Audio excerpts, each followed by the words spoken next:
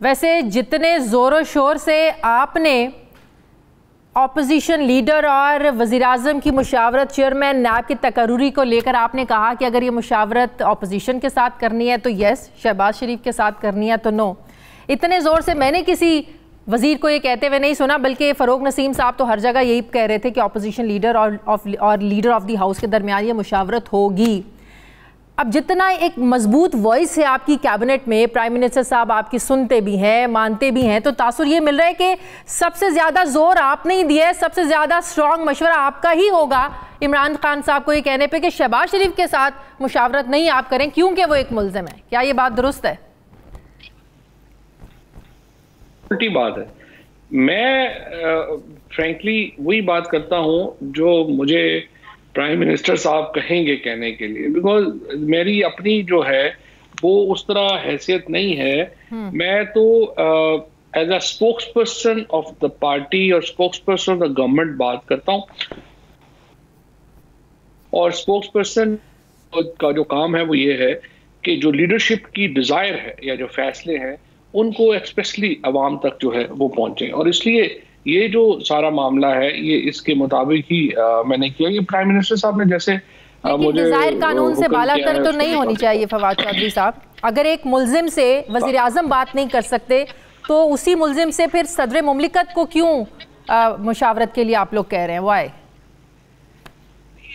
कानून में लिखा है, अभी पता नहीं सदर मुमलिकत भी करेंगे या नहीं करेंगे, क्योंकि अभी तो जो हालात हैं उसमें देखिए ना, इसमें मामला ये है कि शहबाज शरीफ साहब से क्यों नहीं कर रहे। शहबाज शरीफ साहब से इसलिए नहीं कर रहे कि एक नैब ने एक पहले ही ये डिक्लेयर कर दिया है कि वो एक्यूज्ड हैं, 7.5 अरब रुपए का उनके ऊपर रेफरेंस जो है नैब ने डाल दिया है। अब उसके बाद उनसे कैसे पूछ के लगाया जाए कि आप बताइए आपका तफ्तीशी कौन होगा? ये तो बड़ी एक इमोरल बात होगी, और उसको आगे इस तरह से लेके जाना, इस तरह से उसके ऊपर इंसिस्ट करना, मैं समझता हूँ कि बड़ी इमोरल पोजीशन है इस वक्त पोजीशन लीडर की।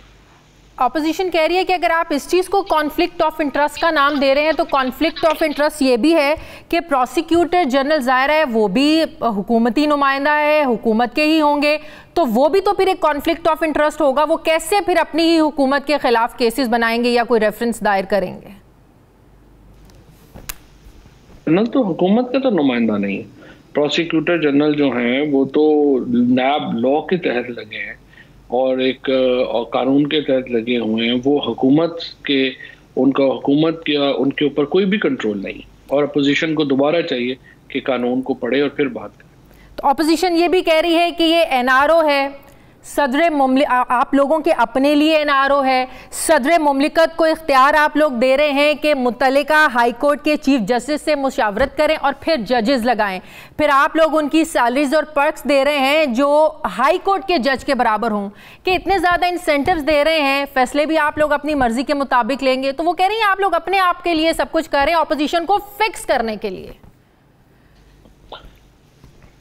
पर तो फिर बुनियादी तौर पे तो अपोजिशन का एक ही मुतालबा है ना, और वो मुतालबा ये है कि नैब की जो अदालतें हैं उनको कमज़ोर होना चाहिए, और एक तो उनकी तनख्वाहें नहीं होनी चाहिए, उनका जो स्ट्रक्चर्स हैं वो कमज़ोर होने चाहिए, क्योंकि जिस तरह से आपने खुद ही अभी कहा सदर मुमलिकत की अपॉइंटमेंट तो फॉर्मेलिटी है ना, असल अपॉइंटमेंट तो चीफ जस्टिस कर रहे हैं, क्योंकि चीफ जस्टिस की कंसल्टेशन है। तो जब ये इसका मतलब इस क्रिटिसिज्म की मुझे तो सवाल इसके और कोई समझ नहीं आती कि एक्चुअली वो चाहते हैं अदालतें ना बने, और हमारा मुतालबा ही सिर्फ एक है, और वो ये है कि इनके केसेस जो हैं वो डे टू डे चलें। अगर बेगुनाह हैं तो वो बरी हो जाएं, अगर गुनाहगार हैं तो वो या जेल जाएं। हमें जेल भेजने में भी सच्ची बात ये कोई इंटरेस्ट नहीं है। हम चाहते हैं सिर्फ जो पैसे इन्होंने लूटे हैं वो पाकिस्तान को वापस करें, और उसके बाद वो जहाँ मर्जी जाए। 3 सालों में पैसे रिकवर नहीं हुए, इन तरामीम के बाद जब सिस्टम को तेज करने की कोशिश की जा रही है, जल्दी फैसले हों, क्या इन 2 सालों में पैसे रिकवर हो जाएंगे?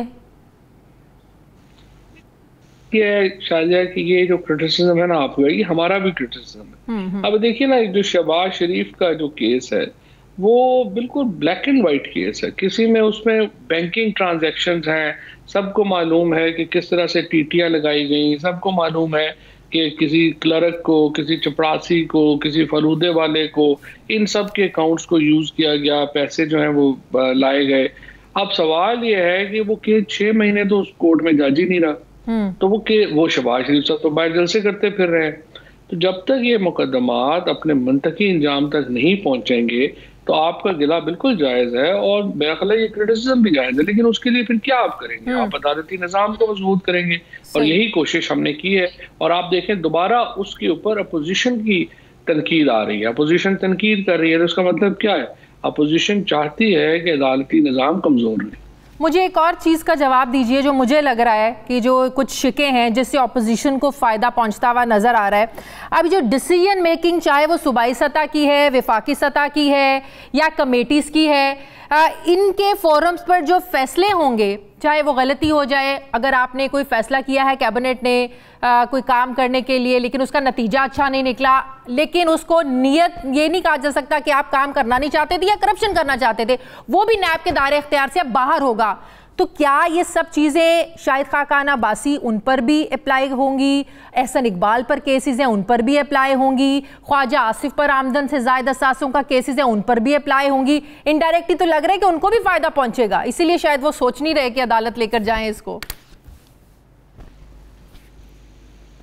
खैर ये तो अभी प्रोसिक्यूशन अपना जायजा लेगी और वो देखेगी कि इनको केसेस इन पे अप्लाई होते हैं या नहीं होते हैं। ये तो एक इंडिपेंडेंट प्रोसेस होगा जिसमें हमारा अमल दखल शायद इतना नहीं है, लेकिन मामला ये है कि ये एक मुतालबा था पाकिस्तान की बिजनेस कम्युनिटी का, और स्पेशली ब्यूरोक्रेसी में, कि जब फैसले एक फोरम के ऊपर हो रहे हैं जिसमें 8 लोग, 10 लोग, 12 लोग, फॉर एग्जांपल ईसीसी फैसला करती है किसी को सब्सिडी देने का, तो ये कलेक्टिव डिसीजन है। अब कलेक्टिव डिसीजन अगर गलत हो जाए तो उसको आप ये नहीं कह सकते कि वो बेईमानी के ऊपर है या सभी लोग जो हैं उसमें जो बैठे हुए थे उन्होंने बेईमानी कर दी। तो वो मुश्किल, जैसे कैबिनेट के डिसीजन हैं, ईसीसी के डिसीजन हैं या बाकियों के डिसीजन हैं, तो उससे ये ब्यूरोक्रेसी, इसी तरह से बिजनेस क्लास का एक बहुत बड़ा मुतालबा था कि टैक्स के केसेस जो है वो आप नैब से निकालें, और अब आपने एफबीआई भी इतना तगड़ा कर दिया। तो ये तो बिजनेस कम्युनिटी है या जो ब्यूरोक्रेसी है और जो हमारा एक तमाम, इसके ऊपर तो कंसेंसस था कि हमें ये करना चाहिए, और उसी को मद्देनजर रख के ये किया गया। तो इसका मतलब ये हुआ चीनी स्कैंडल, आटा स्कैंडल, इन 3 सालों में, अब जैसे कि एलएनजी बड़ी तनकीद हुई, जब एलएनजी सस्ती थी तब मंगवानी चाहिए थी, जब एलएनजी महंगी हुई तब ऑर्डर्स किए, तो ये तो एक कौमी खजाने को नुकसान तो हुआ।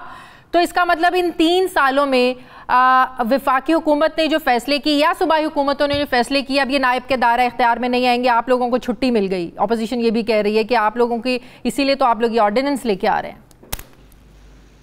तो कोई केस है ही नहीं है फ्रेंकली, और कौन सा, अगर अपोजिशन बता दे कि ये फलाना केस है जिसमें तहकीकात होनी चाहिए, या ये जो फलाना इंसिडेंट है इसमें फलाने लोग मुलव्वस हैं, तो हम तो तहकीकात के लिए तैयार हैं। वो अगर अब नहीं भी अप्लाई होगा, नहीं भी होगा, अब तो अप्लाई नहीं होगा, वैसे सबमिट करेंगे।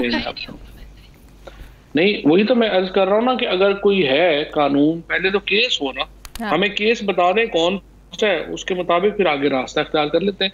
हमारे तो जो लोगों के ऊपर भी केसेस हुए हैं उन्होंने कानूनी रास्ता इख्तियार किया। मतलब आप देखिए कि जहां जहां पे भी मामला आया है, आपने देखा है कि हमने केसेस की तरफ हम आगे बढ़े हैं और हमने एक पूरा प्रोसेस जो है उसको इख्तियार किया।